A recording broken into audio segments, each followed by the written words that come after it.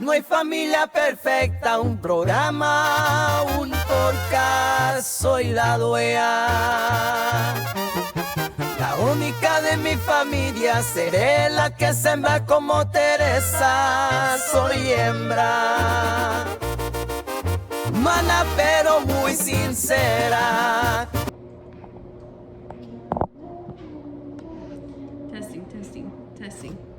Testing. Hello. Where's my mic? Here, test it. Testing. My cute little Can you sing us a song? A, B, C, D, E, F, G. No, like a song. Oh, what's that song that we like from Drake? Yeah, Drake? Drake? The nigga that got bodied by Pusha T? The nigga that hiding his kid from the world, but his world wanna hide from the kid?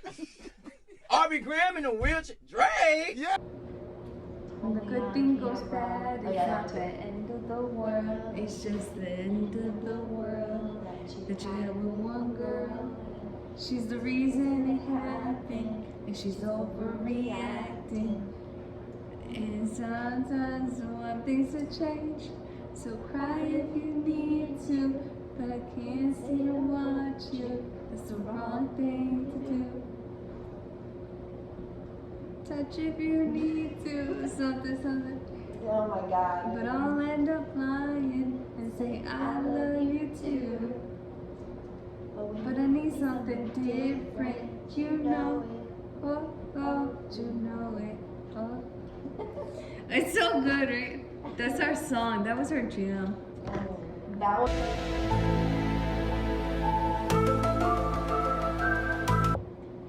Is that delay, girl? Is that delay? All right, are you ready or are you ready? Is you ready? I'm ready. Ready? We don't have the Mexican flag because that just did not want to go stay up. All right. Yo, the Welcome back to the North Familia Perfecta podcast. Sorry, go ahead. No, I was just gonna say Mexico lost the war. No, we lost the war, but we didn't lose it. Shut up. Fully repping that shit. Yeah, gang shit. You already know what it is. But anyway, what else? What else can we talk about? Welcome back to episode. Welcome to NHFP. I can't say it. NHFP. Not Familia Perfecta. No Family's Perfect. Whoa, who is that? I don't freaking know that. Whoa.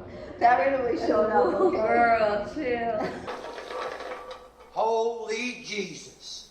What is that? What the fuck is that? What is that? Whoa. I don't know what's going on there. But welcome back.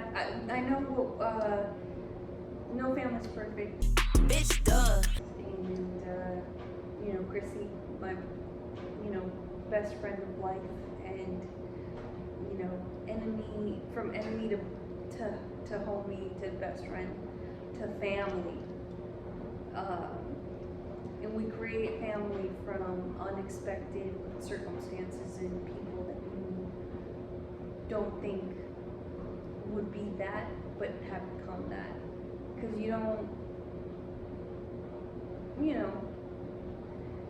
I guess you don't think about it until it happens, and then 12 years later, here we are. So, welcome back. We dove into some cool stuff, into the upbringing of both of our lives, sort of. I mean, mostly your upbringing, but how we connected, how life brought us together as one friendship, blossoming, and us helping and growing with each other, and working at the Holiday Inn, Hotel Motel, Oh gosh, and I think so. all your craziness, and that really, All of our craziness coming up.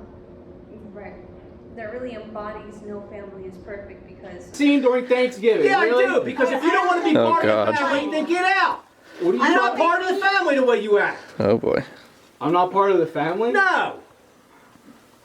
You don't act right, you're not part of the family. Oh my God. You throw turkey at me? Don't blow up. Oh my lord. And you're filming. No, just everything, all of our experiences put together. But plus our chronicles at the hotel, which we will get into. I know we covered a lot of funny stuff, but we are going to, warning for y'all, those watching, we are going to cover some, the M word, erder, and then some other things like possibly I can't say it for YouTube's terms, but the S word and what else? Just randomly touching base on some very some stuff serious, some more potential serious, essays, more things deep like that. things Yeah, more that- deep things that y'all may, if you get triggered easily or not triggered easily or just don't want to hear about that stuff, you can always tune into the other much lighter, laid back, little bit lighter episodes. And we'll see you back then. It's no problem, no judgment zone here. Now, Christy, go ahead, take the floor. Take the floor. I think one of the first topics is going to be, I think we should definitely discuss one of our fellow coworkers, but also a really good friend of ours that had a very unfortunate circumstance happen to. And actually now to this day, we can speculate. We have a good idea as to what happened, but it's still not 100%. Yeah. It's never been And 100% it's, defined. Oh man, it's like one of those things where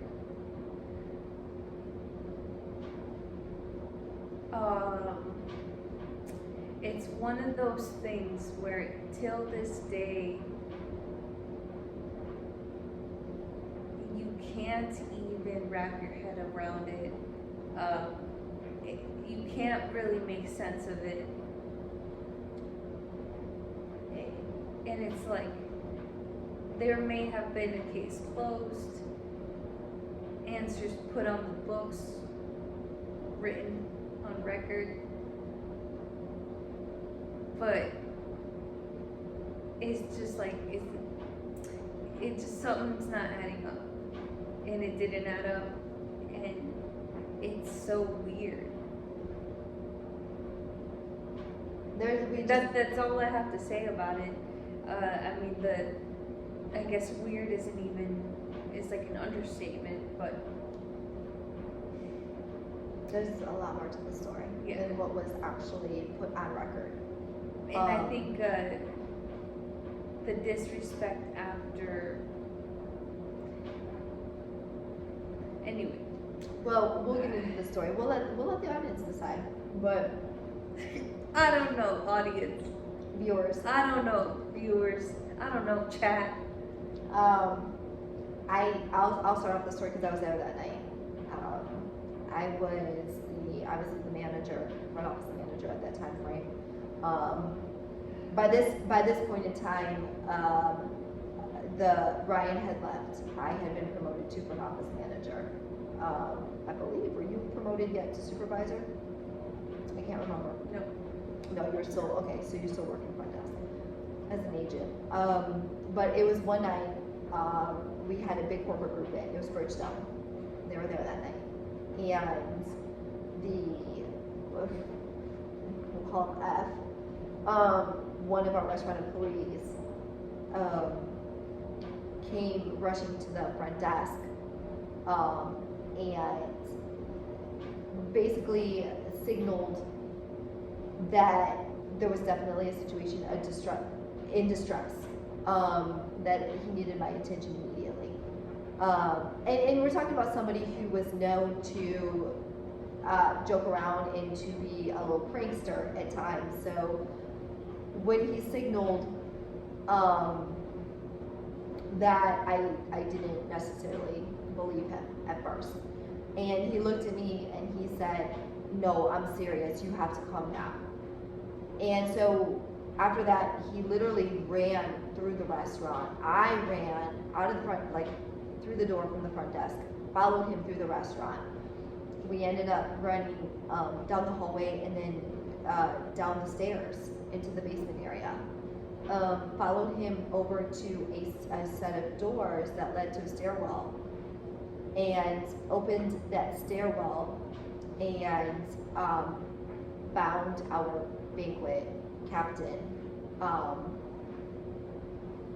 hanging by a rope.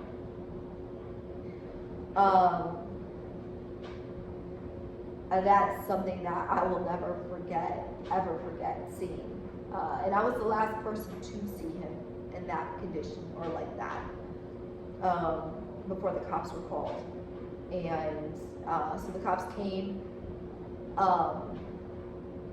and I mean, it was a real quick, they didn't do much of an investigation.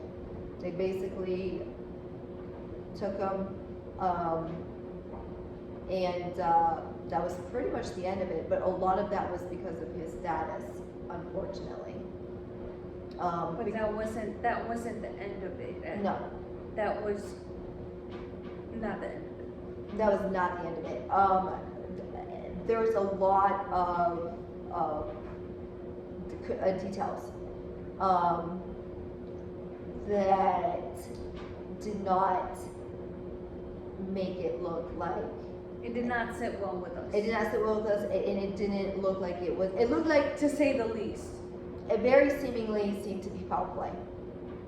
Very much, very, very, very much foul play. I'm sorry, I'm just.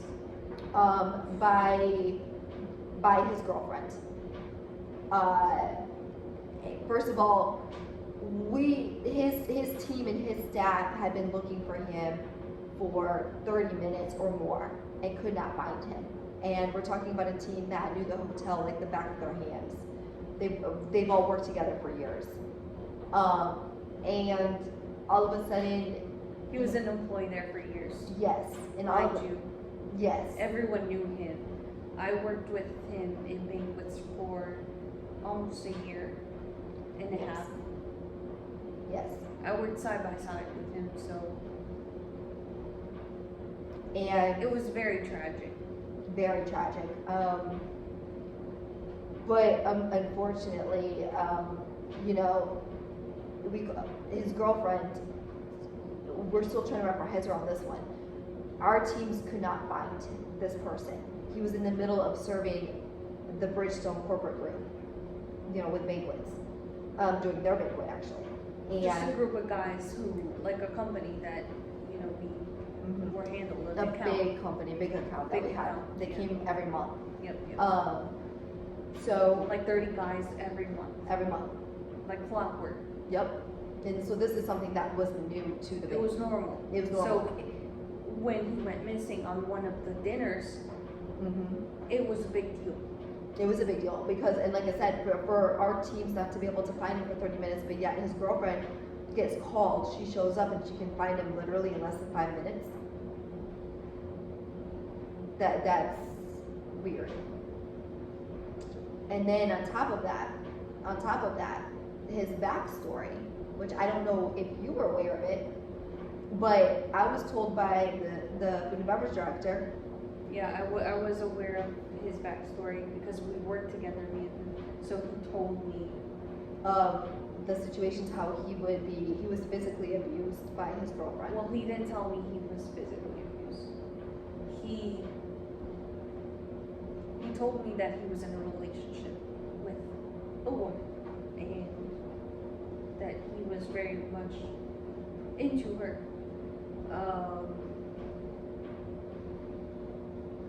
And then later he divulged that she had a husband and that he lived with her.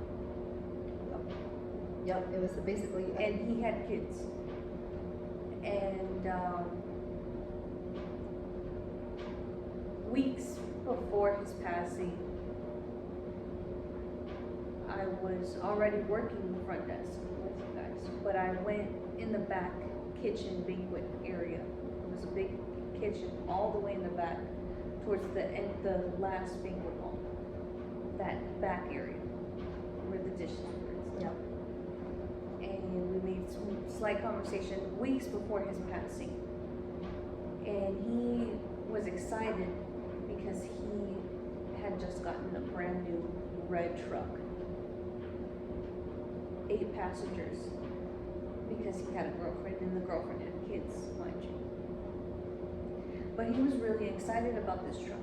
And this truck said, I'll never forget it, he said it was like $8,000 truck. Keep this in mind, red truck, you know, nice little truck. He had just bought it. And to add to that, what I found out was that that truck was basically, he was made to buy that truck for her and her husband. He was forced, they literally tied him to a chair and beat him for money and for that truck. He came to the hotel with bruises. He literally stayed plenty of nights at our hotel because of the abuse.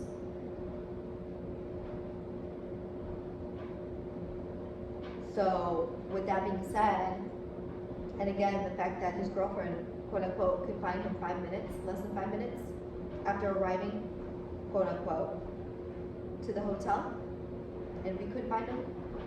And then there's also a situation with the misplacement of the cell phone at the time that happened. I know, you told me this. Versus whether it was in the pocket or versus it was left on the ground.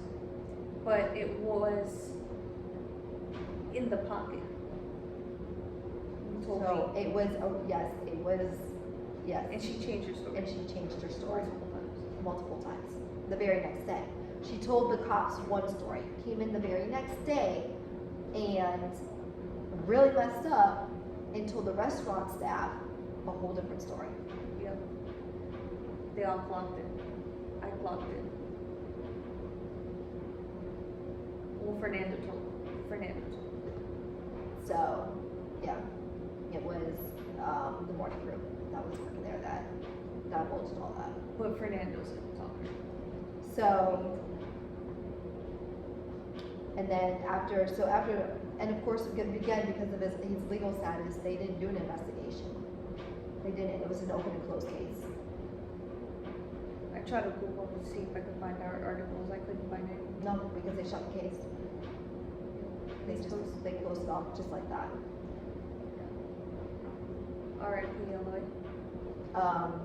Then what followed was quite interesting too. Yep.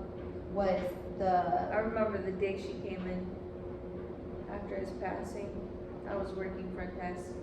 I think you were working too in the back. She comes in with her daughter. She didn't even look sad or anything. No, I was there because I remember we made comments about it. You and I, we were working together. The two ones that needed to be there that day were there. What a coincidence. Yeah. She did not, I told you, I was like, Chrissy, this bitch did something. Because she looked so, I've never seen anyone like it, or anything like it. Just evil. Just evil. Pure evil. You don't realize it until you're growing up in this world, how evil people can be. And then just how disrespectful she was in his passing after the time of his death. She wasn't even mourning. She wasn't even crying. She was in no emotion, cold, right? And to ask for his check. His check. His check, yep. Yeah. That was a tough one for everybody that worked there then. Yeah, it was tough for me because I worked so closely with him and we had such a good rapport, such a good friendship, right? I consider him a good friend of mine. Just a good mentor, right? He was always, you know what, no matter what And, was going on, he was just always so happy too. Yeah. He always tried to be positive. Yeah. And it was sad that he couldn't get the help that he needed. And it's sad that, I mean, people don't talk about it enough, that men go through shit like that. Yeah, it's not just women. But it's Men not go through it too. broadcasted. And then the day that he passed away, I worked that day It must have until been a day shift, I think. I was 7 a.m. to 3 Yeah, you were with working Nikki. shift. So you And weren't there that then night. I was off, that was a Tuesday, I was off Wednesday, or I was off, that was like Monday, and I was off Tuesday and Wednesday, and I came back Thursday. And no, I had like an event or something, or I was out of town, and then I came back, and Nikki told me. And when she told me, I was like, oh my god. Yeah, you weren't there when that happened. She was the one who, or sorry, yeah. She was the one who told me, Nicole. Junior alias is what I care of. She told me, and I swear to God, I was so devastated. I saw him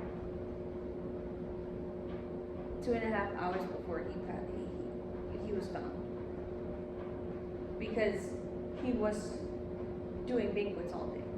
Yeah, he And- was for birthday. He was doing their dinner. I think it was closer to about 7. Yeah, and actually I was doing 7 a.m. to 3, but I was there until 5. Gotcha. Yeah. 'Cause And when was he reported missing? Well, see, I didn't know he was reported missing. His team. He was reported missing. I'll tell you when, like 7. It was like 7:15-ish because I found Yeah. him about 30 minutes after that. Like So I saw 7:45. him. Probably. Yep. And I saw him, the last time I saw him was around 5:30. So I stayed there quite late because we were so busy. Me and Nikki were there still. And Nikki doesn't stay late, I don't think. No, not usually. So maybe she was there until 3. But I was there until 5-ish. I see he comes around the corner like he usually does through the front desk through the restaurant. Has desserts and asks me if I wanted one. And I tell him no. No, thank you. And he's like, alright. And he looks at me and like, I'll never forget the look that he gives me. And then he just goes. And that was the last time that I saw him. And then 2.5 hours later, he's found dead. That's terrible. Yeah. And I remember going down there with M. And it was creepy. Oh, what followed after that was, I mean, there was a lot of paranormal, like, activity that followed that, which, I mean, some people believe in that, some people don't. I'm gonna be honest with you, until I witnessed firsthand some of the stuff that went on following that, I was kind of like on the fence about being a so-called believer of paranormal. I questioned it a lot, I had my doubts, but after what I witnessed firsthand following his death, no, I'm a believer. Like, I have no questions. I know you had your own, I think, situation. You had mentioned something, I think, with like a picture frame or a picture or something you had told me. But then one of our bartenders, I don't know if you remember that, when Heriberto told me, and you remember Heriberto, he was a very serious person. He was not one to joke around. Right. And like, he went to take out the trash at like 2 o'clock in the morning, and he came in looking white as a ghost. And I was like, oh, what's wrong? And he's like, I'm never taking trash out again this late, never. I was like, he's like, Chrissy, he called my name. He called my name. I'm like, ooh. He's like, Eloy. He called my name. It's like, I heard it. It's like, I heard it. Heriberto. And then, not just that, the night auditor called me over. It was like probably about the same time frame, different day. He's like, watch this camera. Oh, did he show us? Mm-hmm. I was there. Yeah, he showed us the doors opened by themselves, nobody was there. So we saw The orb, it was like an orb of some sort that literally came through the doors, went to the front desk, circled the front desk, hung out by the lobby, and then leapt through the front doors, again with nobody standing there. Yeah, I remember. I remember when he rewinded it back and forth, and we kept watching. And we just kept watching it because we were all in shock. And it was right after the passing. Yes.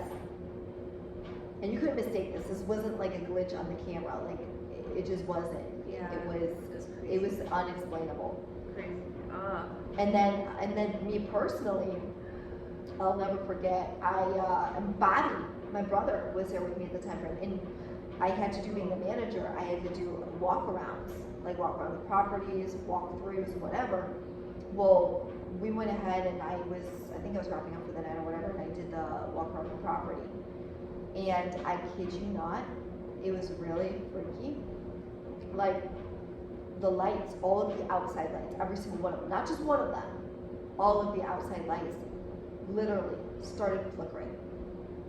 And I'm like, what's going on? And my brother, because I had told him, you know, the story of what had happened. And, you know, Bobby being Bobby was like, well, he made some sort of comment like, if this is so-and-so, if this is Eloy, then, you know, Oh my god. the lights will stay on, will come on.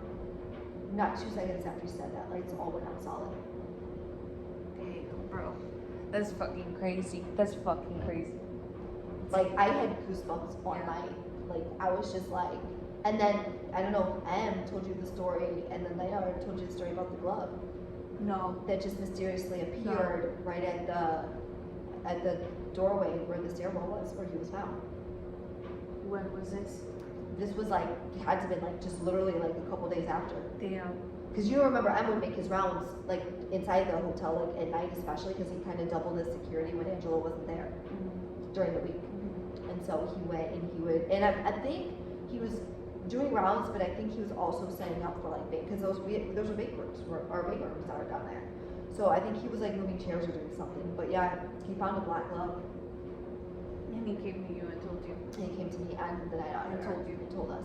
Yeah. And like we froze. You don't think these things can be coincidental? No, too many to be coincidental. Too many. Em experienced things, I experienced things, our night auditor experienced things, our bartender experienced things. He was trying to send a message. I fully believe he was trying to send a message, which is another reason why I believe it was foul play. Because he's not at rest. He was not at rest. Yeah. It's crazy. But in a sense, I think too, I mean, that hit us all hard, and I think it also brought us a lot closer. For sure. You realize, Oh, 100%. You and I and everybody. and the crew, you know, I think we just, you know, Yeah. life isn't guaranteed. I think it's, you know, it's a reality. Sometimes we take it for granted, We right? do. We do. But yeah, I think we really became more of a family unit, in a sense. The FDC crew, you know, was a family. We were, but we grew definitely from that. For sure, for sure. Yeah, that was crazy. You know, on to another crazy story. Yeah, I'll pause it right here and I'll clip this one. But is there anything else you'd like to add to this? To this specific one? Yeah, Before we go on to the next? yeah. No, just, I mean, just Rest in rest in peace, Eloy. You were a great friend and You were loved by all great of us. worker, yeah. And And justice for Eloy. justice for Eloy. And And hold your loved ones a little bit closer. yeah, for sure. And take a little less for granted, because we're not promised tomorrow. It goes to show you anything can happen. For sure, for sure. Yeah. On to the next one. Thank you, Chrissy.